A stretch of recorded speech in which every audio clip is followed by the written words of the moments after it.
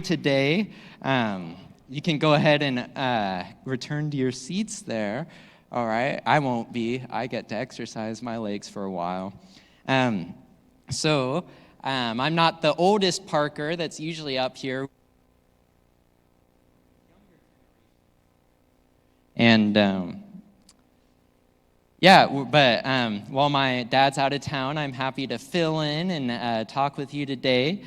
And I'm going to continue the series that he's started of more. And right now, that's probably the word you will hear most often in our household is more.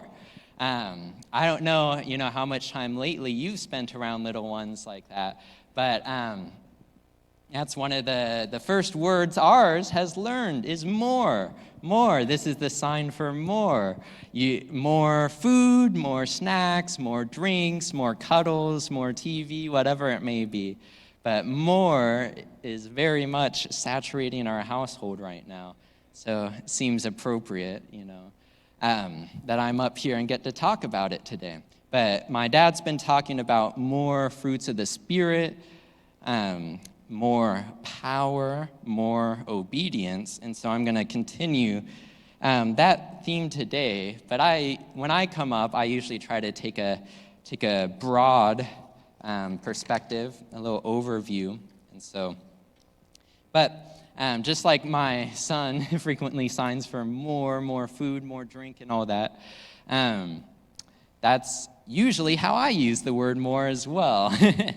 I'm a big fan of more, of second helpings, thirds, fourths, fifths, just more and more as much as I can take. I frequently, joke with my coworkers when we have free food around the office that if I was to be guilty of one of the 7 deadly sins, it would be gluttony. I feel like that's the least supported by Scripture, but that's a side note. Anyway, I remember as a kid, I must have been in middle school at the time. I was so excited when I found out that IHOP was having this promotion of unlimited pancakes. And I would see the commercials, and I would keep asking my parents, hey, when can we go to IHOP? Like, I can't wait to eat all these mountains and mountains of pancakes, and I would be planning about how many pancakes I could possibly eat. And I think I topped out around my second plate rather than my, 20th, like I was thinking I would. But they were good, and I had a good time. I got to ask for more. And I think the nice part of that is that I didn't have to worry that there wouldn't be enough. I didn't have to worry that somebody would run out. I didn't have to worry about offending anyone because I was asking for more and more. And I had a good time. And so if you'll go to the next slide, John, we're going to talk about the meaning of more. And we're going to contrast it a little bit because most of our world and society thinks of more as I did at IHOP, right? We want more. We want more money. We want more clothes. We want more things. We want more prestige. We want more respect. We want more love from those around us. But as I alluded to, I'm going to try to examine the biblical perspective on more, on abundance, on plenty, on generosity, and how it relates to the character of God. So you can go to the next slide. Yeah, so a while back, as I was teaching the kids and youth, I started using these 2 questions in every session when we met. And I think it's useful. It's a useful tool to remind yourself. Whenever you read a narrative or a passage in the Bible, to ask yourselves, what does this tell us about the character of God? And what does this tell us about our lives, right? What is the author trying to communicate to us? What was the author trying to communicate to his or her original audience? What does it mean for us today? How should it impact the way we view God and the way we live our lives, right? So those are the central 2 questions I have in my mind whenever I approach a passage of Scripture, and I found them helpful.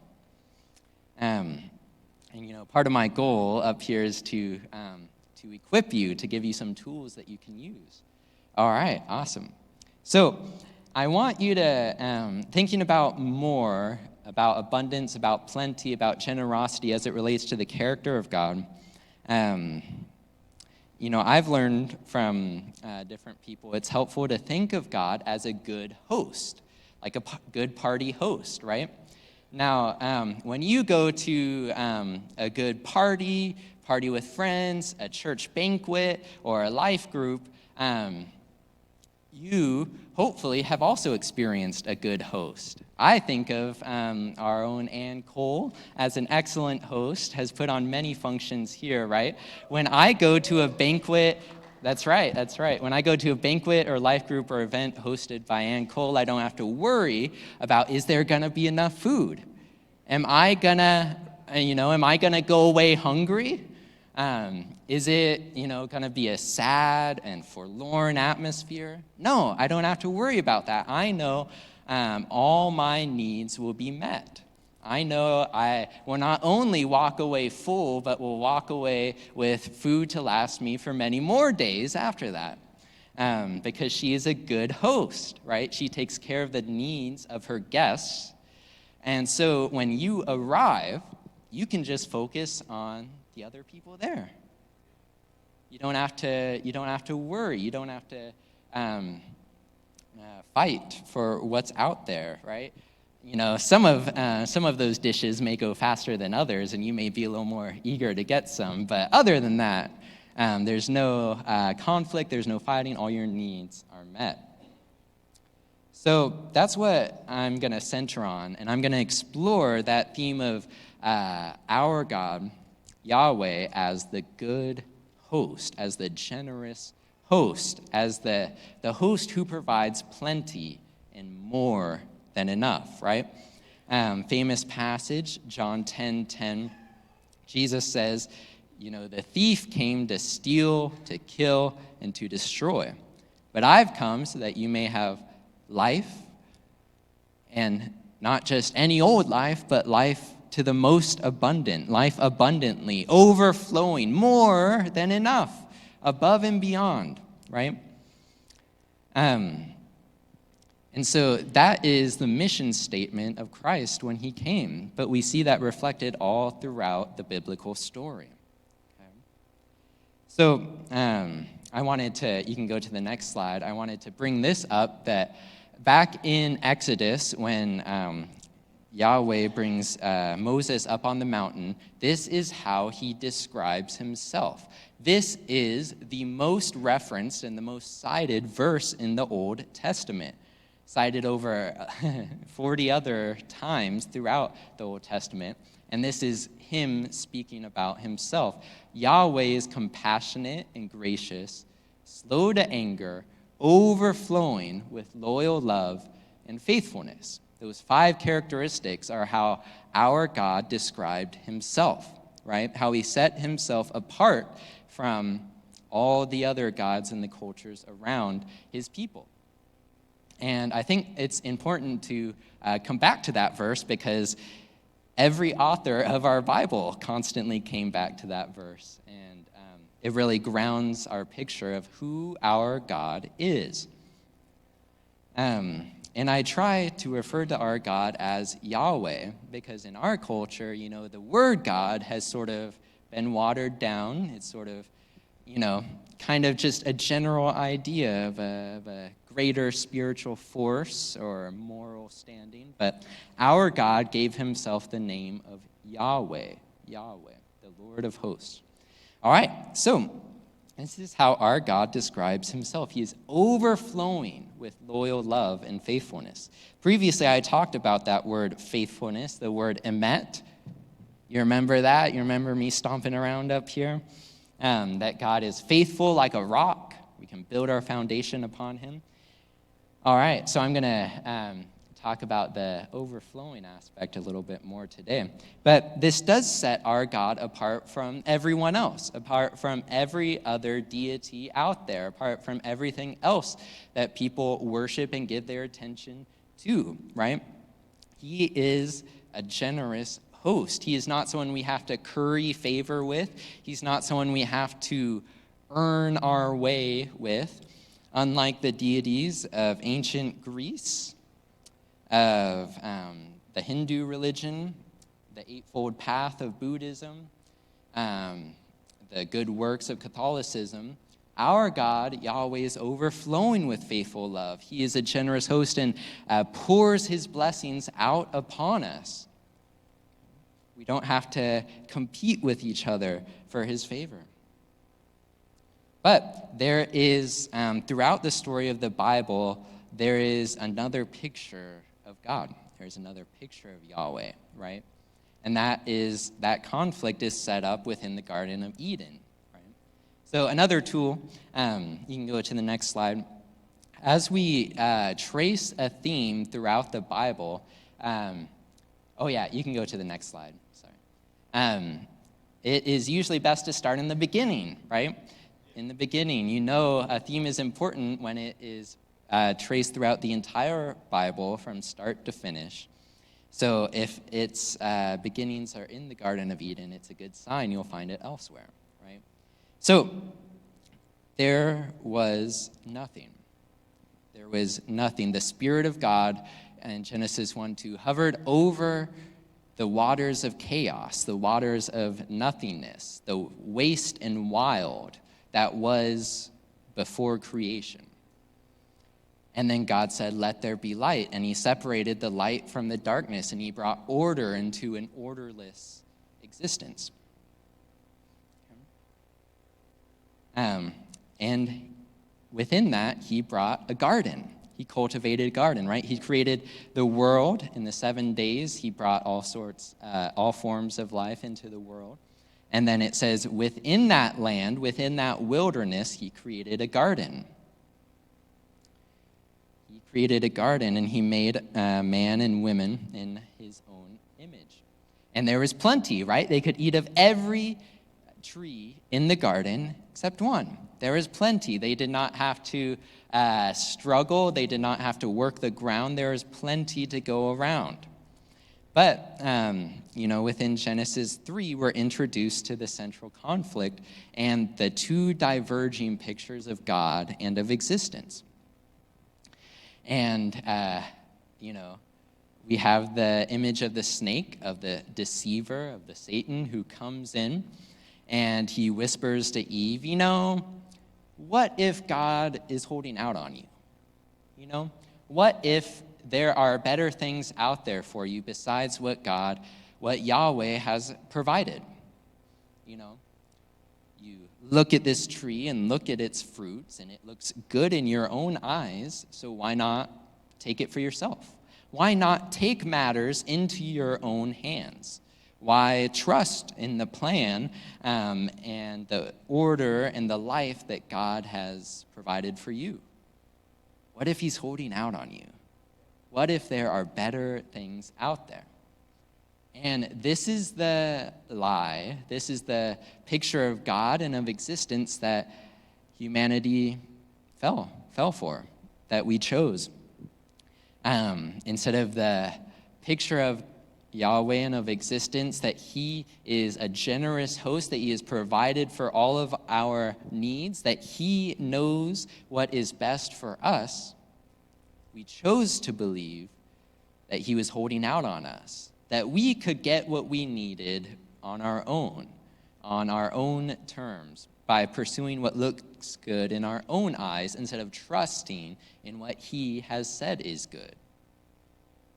Right? So all throughout the story of the Bible, you see these two diverging pictures of existence, of Yahweh, and of the life that he's provided for us. The picture of the garden, of plenty, of abundance, of more and more than enough. And then the picture of the wilderness, where Adam and Eve are exiled to. All that land outside of the Garden of Eden, where now there is scarcity. There is struggle, there is pain and toil. That famous verse, once Adam and Eve are exiled, about,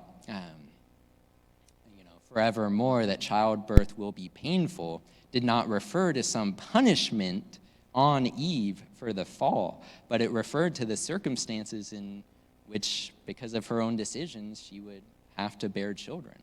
That now she was going to have to bear children in a world of scarcity, of struggle, and as the families of the Bible attest, of males domineering and competing for each other, of treating women as less than creatures of God, right? So we see these two pictures struggling in back and forth in the Bible, okay? And so Adam and Eve, existence started in the garden, but we rejected that image of God and what he told us was good for our own definition of good, of what looked good in our own eyes, right? Now we fast forward a little bit through multiple failures of mankind into the narrative of Abraham and Sarah, or Abram and Sarai, right? And so God chose this one man and his wife to start a new family, and people of God. And he told him, look up at the stars in the sky. As many as are these stars, if you can count them, that's how many will be your descendants. That's how plentiful, how much, how more than enough your family will be. I know you don't have any children right now, that you're in your old age, believe yourselves to be beyond the age of bearing children. But I'm gonna provide for you. I'm gonna give you more than enough. Right? And so that's found, those promises, in Genesis 15. And in the immediate next chapter, Abraham and Sarah, having heard these promises, they think to themselves, in an echo of the garden, well, we know how to have children. Sarah says, I can't have children, but if you sleep with your slave, she'll bear you a son, right? It looked good in her eyes. And so they rejected what God had promised them, what he said was good, and they chose to pursue what was good in their own eyes. And Hagar conceived Ishmael, right? The son that was outcast, the son who was not of the promise. He was not the son that was promised to them. And you see this echoed again in later generations, right, in increasingly clever ways by the authors of the Bible, where some of these themes are inverted and played upon. You think of Jacob and Esau, right, Isaac's sons. Esau, coming in after a long day out hunting, believes he's so famished, he's so tired, he's going to die if he doesn't get something to eat right now.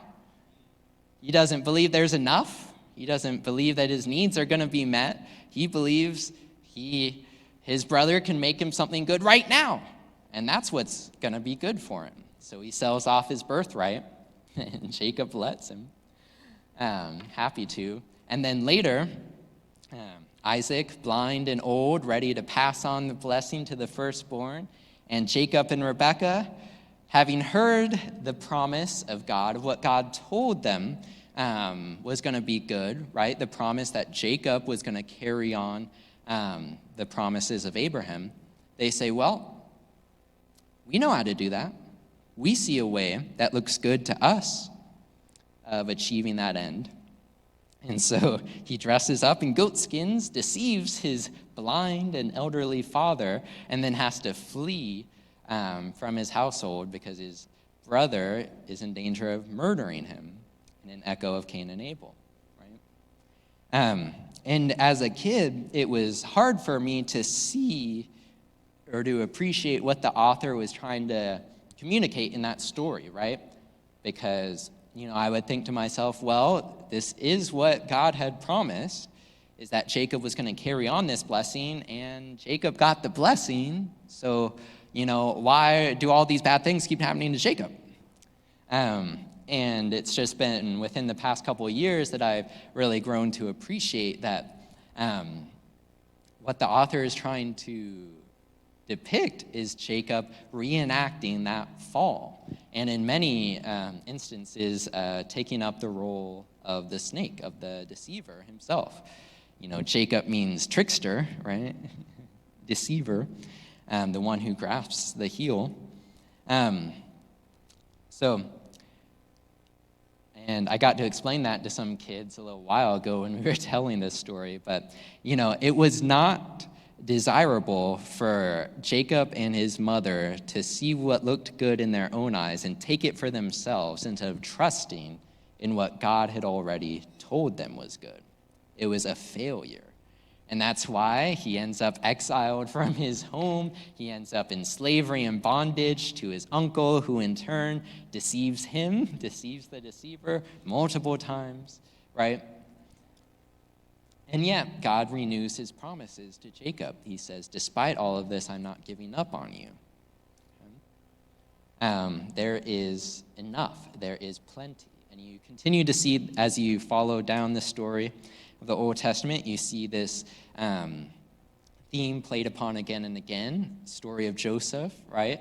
Very rich in its own right, but obviously you can see the echoes of generosity and abundance there, right? While the world's in famine, Jacob is sold into slavery by his brothers, but God elevates him out of the pit, out of the dungeon, out of darkness, and uses him to bring abundance and plenty into the world, while the rest of the world is in the wilderness, where there is not enough to go around, where they are, vying for what little bit is left and fighting amongst each other, reminiscence of Cain and Abel. Joseph brings abundance, brings plenty, brings garden-like conditions in the middle of the wilderness, right? Echoed again repeatedly throughout the story of Moses, right? The purpose of building the tabernacle was so that the Spirit of God could dwell with the Israelites in the midst of the wilderness, right? That they could have a mobile Eden, a mobile garden wherever they were, and that somehow a holy God could commune with unholy people. What we see is the picture of a generous host who won't give up on his guests, despite them continually trying to ruin the party, right? But that he's chasing after them and continuing to provide for them, right? Israelites saying, I'm hungry. It was better back in bondage than out here. We're going to die. There's not enough to go around. We don't have food. We don't have water. We don't have meat, right? So God provides manna. God provides water from the rocks. God provides meat in the form of quail, right? Again and again providing for the needs of his people. There is enough. Even when you're in the wilderness, even when you've made the wrong decision, even when there's nothing around you that, anyone else can see would provide for you, God does. God provides for you. God eventually leads his chosen people into the promised land, right? The land flowing with milk and honey. I would take more of that, right? The land flowing with milk and honey. They get to the very cusp of the land, they go spy it out, and they say, we can't do this, right? There are giants in this land. Oh, sure, God's told us he will give us the land, but, have you looked out there for yourself?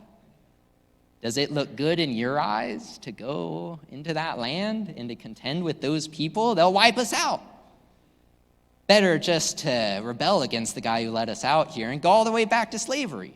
That's what seems good in our eyes. And so that generation passes away before the next can take ownership of the land. But throughout the book of Judges, that God's guests do not honor his generosity. They do not live in gratitude for all the abundance they've been given, right? They claim it was through their own strength. They take advantage of the land and of each other. And you see this slow spiral through Judges. And even the arrival and rule of David is not enough to redeem the land, right? He is a forerunner, but he is not the ultimate redeemer. He's not the ultimate savior. So the Israelites are exiled out of their land, out of the land that God had given to them, because they did not believe that he could provide them with enough. All right, let's go to the next slide here. But I really like this passage in Jeremiah that is written to the exiles, right? So this will be in Jeremiah 29, 4 through 7. And he's reminding the Jewish people in exile that this is not forever. This is not the end of the story, that the host, Yahweh, is not giving up on his guests. And he says, build houses and live in them. Plant gardens and eat their produce. Find wives for yourself. Have sons and daughters. Find wives for your sons and give your daughters to men in marriage so they may bear and have sons and daughters. Multiply there.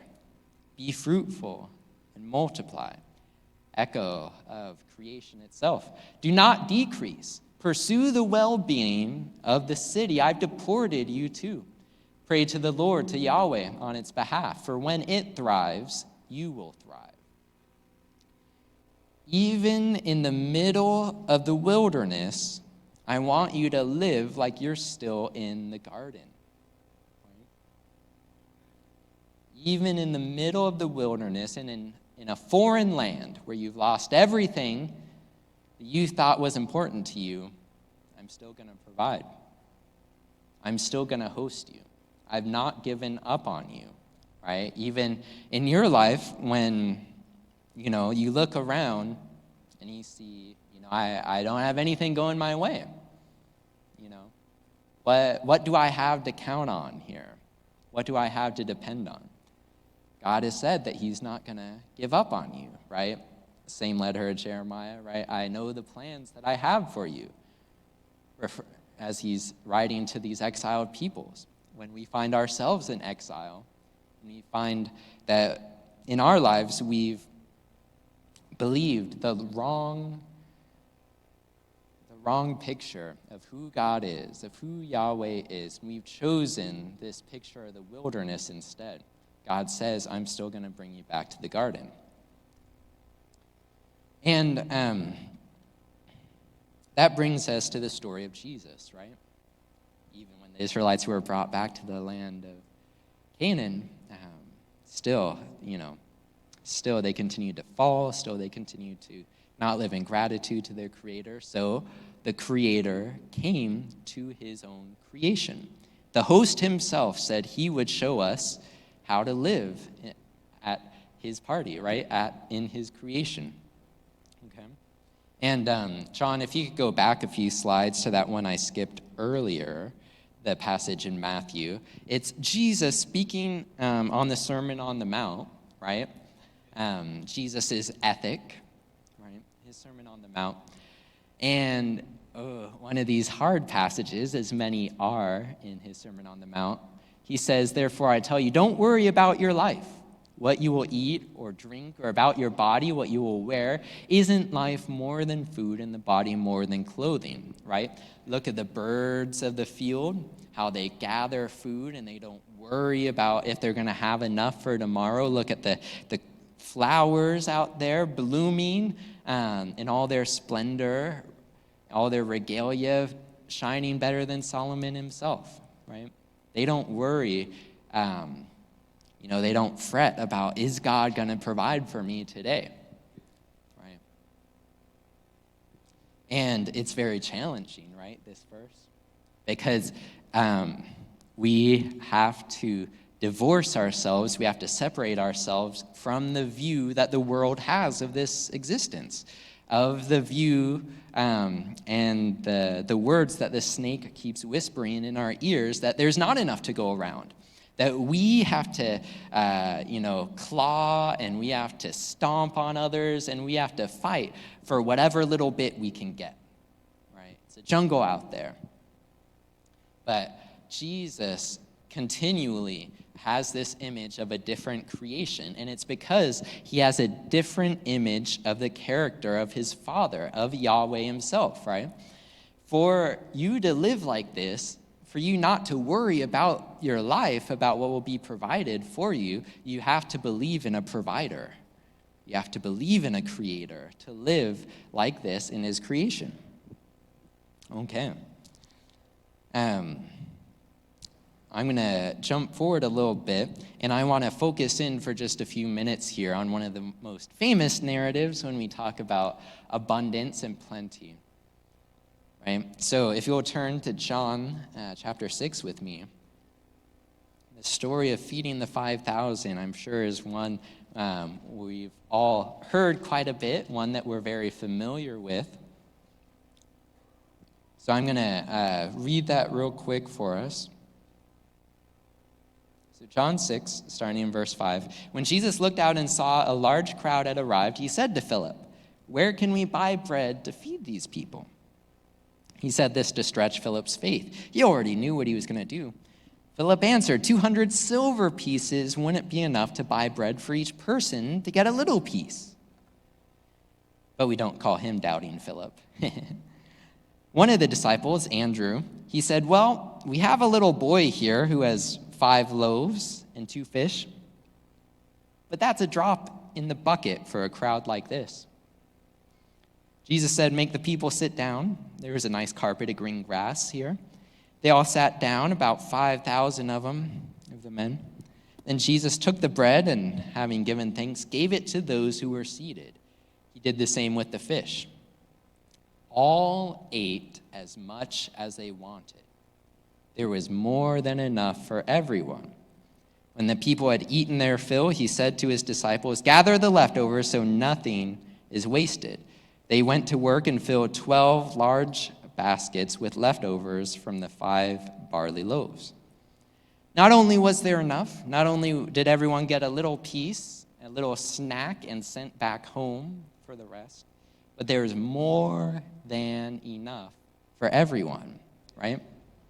Josh, can you come grab these baskets for me right here? I have 12 baskets here. They're not very large, but I think they can give us an idea, right, of what went on. And so, yeah, if you want to stay up here real quick, Josh. So one boy brought his lunch, right, and offered it. I don't know, what do you like to eat for lunch? Sandwiches? Okay, yeah, I like a good sandwich. But this time you had 5 loaves and 2 fish, right? And I think that's important to remember, that this child was still willing to give up his food. He didn't question, look at all these people out here. If I give up my food, I don't think I'm going to have any. I don't think I'm going to have anything to eat. Wouldn't it be better if I just kept it for myself? Doesn't that look better in my own eyes, right? But instead of what started as this one little lunch for one boy, turned into much more, right? Turned into many, many leftovers, so that everyone ate, and not just ate a little bit, but ate enough to be filled. And even after everyone had eaten enough to be filled, the disciples were sent to gather all the leftovers. And not only was there a little bit, but there were enough to fill 12 baskets, 12 large baskets of leftovers for everyone. Thanks, Josh. You can put that there. Little baskets, but helps to convey the idea, right? So there is enough. And continually, Christ shows us this, right? Christ, right after this, when the people try to seize Christ and force him to become their king, to continue to give them free food, he runs away. But he refers to himself as the bread of life, right? You can eat this bread, but you'll be hungry again. But if you eat the bread of life, you will never hunger, right? Christ refers to himself as the living water, right? You can drink this water you drew from the well, but if you drink of the living water, you will never thirst again, right? There is enough. There's more than enough if we believe that there is a provider who provides, right? A good host, right? If it had just been the boy, it's pretty doubtful that there would have been enough. But because he gave what little he had to Jesus, there was more than enough. But Jesus knew the realities that the people faced on earth. He knew that he was coming into a world of scarcity, of strife, of struggle, but he came anyway, and he gave himself up for us. He gave himself over to those who were struggling for power, struggling to rule, struggling, trying to get more and more. And despite coming into a world of death, he overcame death with life. God's response to our ingratitude, to our fall, to our rejection of his gift was not to withdraw, was not to give up on us, but to give even more. To give even more. This last week, on Valentine's Day, was the first day of Lent, right? The day after Mardi Gras or Fat Tuesday comes Ash Wednesday. The 40 days leading up to Easter, when Christians traditionally quiet their hearts and their lives, and they start to focus in on, in preparation for the resurrection of Jesus, right? Often a very somber time, a time of reflection, a time to examine your own heart and your own life, right? Like the psalmist says, "Search me, God, know my heart, know my innermost being. You know me better than I know myself." And I would invite you during this time, whether you knew it was Lent or not, as we approach Easter and we get ready to celebrate the life of Jesus and the abundance and the plenty that he has given us, I invite you to take time to quiet your heart, to quiet your life, to reflect and to invite the Holy Spirit to reflect on your own heart, right? How am I living? Am I living as if I believe God to be a good host? Him to be the provider, the creator, the author of our faith? Or have I listened to some of the words of that snake, Have I rather taken what looks good in my own eyes and kind of trusted on my own strength to get by, right? Because it was not an easy thing for Christ to die, but it was a battle, and we celebrate the victory of that battle. So this time beforehand is to reflect on that struggle, on that tension, on those two views of existence that were set up in the Garden of Eden, and praying and asking God to help you to choose to listen to the voice of truth, to trust the good host, to trust the provider. Paul says in 2 Corinthians 8, he says, "For you know the grace of our Lord Jesus Christ, though he was rich, for your sake he became poor, so that through his poverty you could become rich." Through his poverty you could become rich. Right? And you see this throughout Luke's gospel especially, right? Is the upside down kingdom, and Christ continually inverting people's expectations, turning things on their head, right? Somehow, this no-name, poor man born in a barn, right, in this remote town of Bethlehem, from this family in Nazareth, through dying could bring life to the world, could bring life to all of us. Let's go ahead to that last slide. So during this time of Lent, I want to challenge you to reflect on how you view the character of Yahweh, how you view the character of God. Do you live in such a way that reflects that he is the provider, that he is a good host? Right? And so these are the steps I would recommend, right, for us to live generously as Christ did, right? I think first we have to meditate. We have to get to know the provider that we serve, the host who has invited us to enjoy his creation. We have to meditate, and that's one of the great things about this time of Lent, is it really emphasizes that meditation. Right? And I challenge you, as you are reading through the story of the Bible, to see when you notice this theme of generosity coming up again and again. The more you look for it, probably the more you'll find it.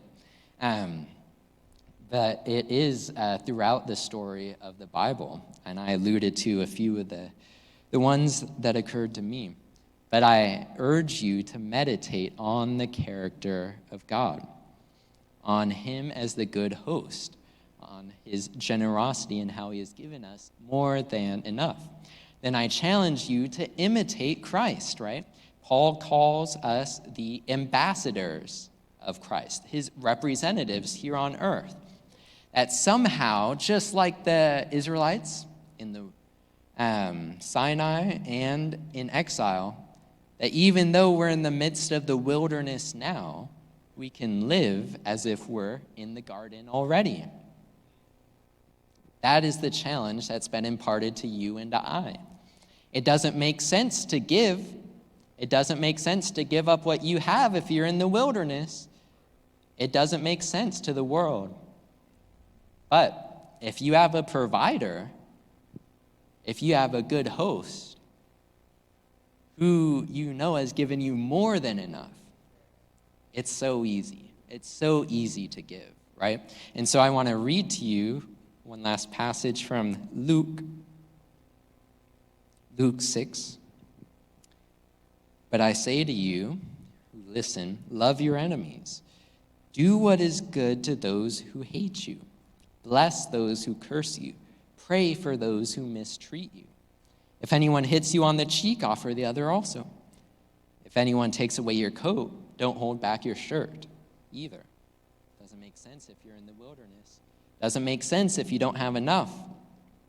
Go to everyone who asks you. Give to everyone who asks you. And from someone who takes your things, don't ask for them back. Just as you want others to do for you, do the same for them. If you love those who love you, what credit is that to you? Even sinners love those who love them. If you do what is good to those who are good to you, what does that mean? And if you lend to those from whom you expect to receive your payment back, what does that mean? Even sinners do that. But love your enemies, do what is good, and lend, expecting nothing in return. Then your reward will be great, and you will be children of the Most High. Right? It doesn't make sense if you're in the wilderness. If you go back and read the law that the Israelites were given in the wilderness, it does not say this, right? It says to lend to your fellow Israelites, don't lend to people outside because they're not going to pay you back. They don't live by God's standards, right? And sure, back when they were in the wilderness, the law said not to retain collateral from your brother, but you can retain collateral from anyone else. And yet now Jesus is opening up the gates, and he's saying the garden is here. We've made it. We've made it to the promised land. And even though it looks like the wilderness right now, when you look around, you can access all that God has for you. So give generously. Love those who hate you, right? And finally, I urge you to persist, right? Not to give up, right? When things are hard, right? Even after Elijah faced down the prophets of Baal and God showed up in a powerful way, Queen Jezebel threatened him and he ran off into the wilderness. Says, I'm going to die, God. I'm the only one who stood up for you, but now I'm going to die. What does God do? He provides for him. He leads him to waters. He sends ravens to bring him food, right? And he returns. He reveals his presence to Elijah. not the way he expected, right? But he's the host. We're the guests. Will you believe in what he has said is good? Or will you listen to the voice of the snake? The word of the deceiver or the word of the creator?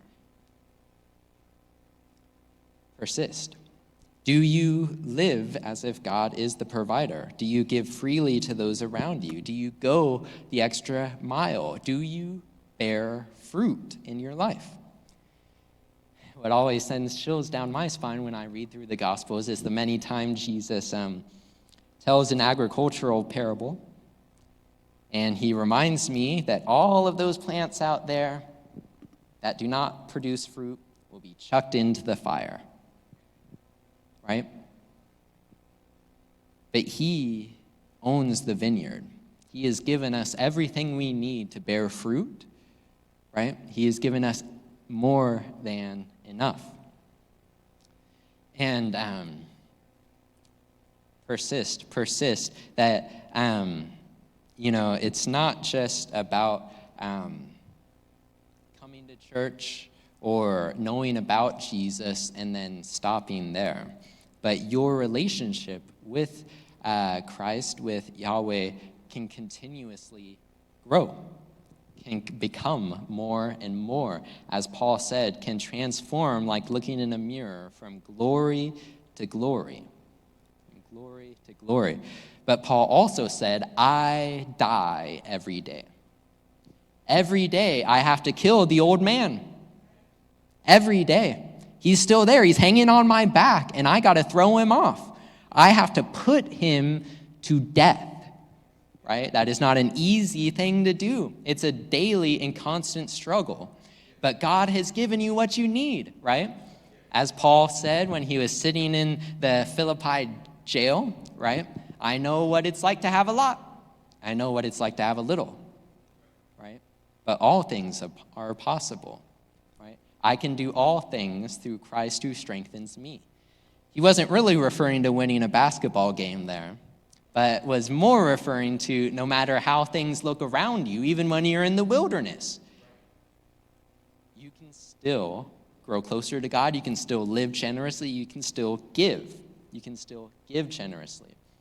So persist, don't become complacent, but continue to challenge yourself. And that's another thing I would urge you to do in this season of Lent.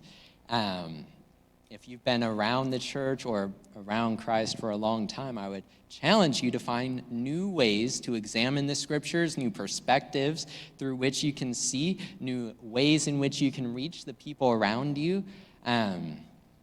There are a lot of great chairs here, and we have plenty more, right? So I would challenge you and urge you to challenge yourself, right? As Paul wrote in the letters to the Corinthians, I believe, right? Are you going to be content with the milk of the gospel, or are you going to move on to the meat of the gospel?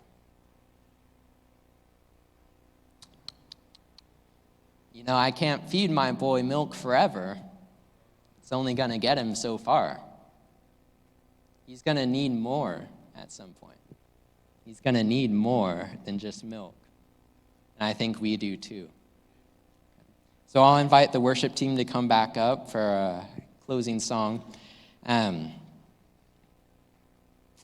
want you to think about how you can act on these 3 steps, how you can meditate on the character of God, how you can put into action and imitate how Christ lived, and how you can persist, how you can grow, how you can continue, how you can keep asking, seeking, knocking, right? How you can draw nearer to him.